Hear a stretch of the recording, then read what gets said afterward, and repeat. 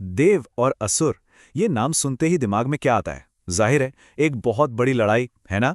एक ऐसी जंग जो ना जाने कितने युगों तक चली। पर क्या हो अगर ये कहानी बस इतनी सी ही ना हो? आज हम इसी प्राचीन कहानी की परतें खोलने वाले हैं, ये देखने के लिए कि इस मिथक के पीछे आखिर कौन सा भूला हुआ इतिहास छिपा है। अच्छा, हमें हमेशा से क्या सिखाया गया है? यही कि देव मतलब देवता, रोशनी, अच्छाई, और असुर वो तो राक्षस हैं, अंधेरे और बुराई की ताकतें। कहानी एकदम सीधी सादी लगती है। हीरो कौन है, विलेन कौन है, सब पहले से तय है। लेकिन जरा सोचिए, क्या हो अगर ये पूरी लड़ाई देवताओं और राक्षसों की हो ही ना, बल्कि हम इंसानों के अपने इतिहास की कोई भूली बिसरी कहानी हो? क्या ऐसा हो सकता है कि देव और असुर असल में दो अलग अलग इंसानी समाज थे?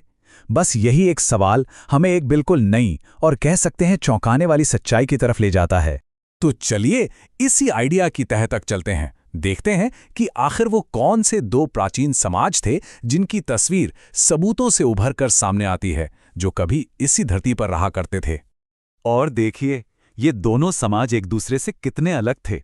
एक तरफ था देव समाज, पितृसत्तात्मक, मतलब पुरुषों का दबदबा, और ये लोग थे खाना बदोश, चरवाहे, जानवरों को चराते हुए घूमते लेते थे। और दूसरी तरफ असुर समाज, जो मातृसत्तात्मक था, यानी महिलाओं का सम्मान ज्यादा था, और ये लोग एक जगह बसकर खेती करते थे, नदी के किनारों पर। इतना ही नहीं, इनके भगवान, इनके देवता भी बिल्कुल अलग थे। ये जो नक्शा दिख रहा है, ये कोई कल्पना नहीं है, ये एक हकीकत की तरफ इशारा करता है। हम बात कर रहे हैं असली जगहों की, जहां ये दो अलग अलग कल्चर, दो अलग अलग संस्कृतियां सदियों तक अपनी अपनी दुनिया में फल फूल रही थी, इससे ठीक पहले कि इनकी दुनियाएं आपस में टकरा जाएं। मतलब इनकी जीवन शैली में तो जमीन आसमान का फर्क था। एक तरफ देव थे जो अपने जानवरों के झुंड के साथ यहां से वहां घूमते रहते थे, एक खाना बदोश जिंदगी। और दूसरी तरफ असुर, जो बाकायदा शहर बसा रहे थे, उन्हें आर्किटेक्चर का, वाटर मैनेजमेंट का ज्ञान था। ये सच में दो बिल्कुल अलग दुनियाएं थी। और जैसा कि इतिहास में हमेशा होता है, जब दो इतनी अलग दुनियाएं टकराती हैं तो फिर संघर्ष तो होना ही है। और ये कोई पौराणिक कथा नहीं थी, ये था सभ्यताओं का एक असली टकराव। और ये कोई एक दो दिन की लड़ाई नहीं थी, ये संघर्ष सदियों तक चला। सोचिए, करीब 3,500 बीसी में ये पानी और जमीन के लिए छोटी मोटी झड़पों से शुरू हुआ, और धीरे धीरे बढ़ते बढ़ते एक बहुत बड़े युद्ध में बदल गया। वही युद्ध जिसे हम मिथकों में देव असुर संग्राम के नाम से जानते हैं। तो दांव पर बहुत कुछ लगा हुआ था। ये लड़ाई सिर्फ जमीन के एक टुकड़े के लिए नहीं थी, नहीं, ये लड़ाई थी अपने जीने के तरीके को बचाने की, अपनी मान्यताओं को, अपनी संस्कृति को बचाने की। असल में ये दो अलग अलग वर्ल्ड व्यू, दो विचारधाराओं की जंग थी। और इसी लंबे संघर्ष के बीच से एक नाम उभर कर सामने आया, इंद्र, देवों के नेता। वो असुरों के खिलाफ लड़ाई में सबसे आगे थे, और उनकी जीत ने ही उन्हें एक महान योद्धा, एक हीरो बना दिया। इससे एक बात तो साफ पता चलती है कि उस दौर में युद्ध में माहिर होना ही सबसे बड़ी ताकत मानी जाती थी। लेकिन हर कहानी में एक ट्विस्ट आता है ना, और यहां भी आया। इस कहानी में युद्ध अंत नहीं था, बल्कि ये एक नई शुरुआत थी, एक ऐसी शुरुआत जिसकी शायद किसी ने उम्मीद ही नहीं की होगी। इस संघर्ष ने सब कुछ खत्म नहीं किया, बल्कि कुछ नया बनाया। यूं समझिए कि युद्ध की राख से एक नई, एक मिलीजुली संस्कृति ने जन्म लिया। अब ये बदलाव कोई रातों रात नहीं हो गया, ये एक बहुत लंबी प्रोसेस थी। देखिए, इसके 4 स्टेज थे।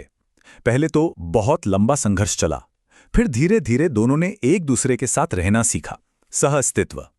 उसके बाद शुरू हुआ सांस्कृतिक और धार्मिक लेन देन, और आखिर में जाकर दोनों पूरी तरह से एक हो गए, एक नई संस्कृति बन गए। और इस कल्चरल मिक्सिंग का सबसे बड़ा सबूत कहाँ मिलता है? उनके देवताओं में। देखिए कितना दिलचस्प है।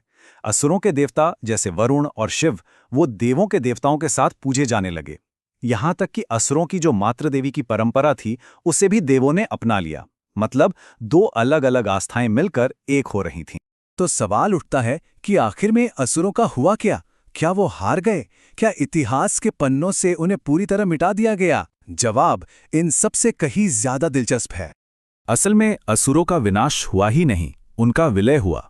उनकी संस्कृति, उनका ज्ञान, उनकी परंपराएं, ये सब कुछ खत्म नहीं हुआ, बल्कि ये सब एक नई और ज्यादा बड़ी संस्कृति का हिस्सा बन गया।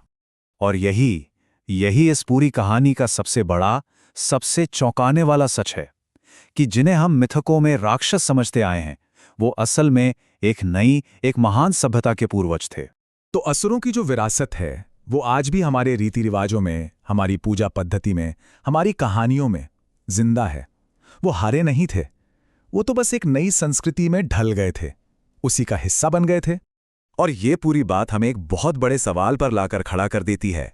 अगर देव असुर की कहानी असल में दो इंसानी समाजों के टकराव और फिर मिल जाने की कहानी है, तो फिर ऐसी और कितनी पौराणिक कथाएं होंगी जिनके अंदर ऐसे ही ऐतिहासिक राज दफन है। शायद हर मिथक के पीछे एक भूला हुआ सच है जो बस अपने खोजे जाने का इंतजार कर रहा है।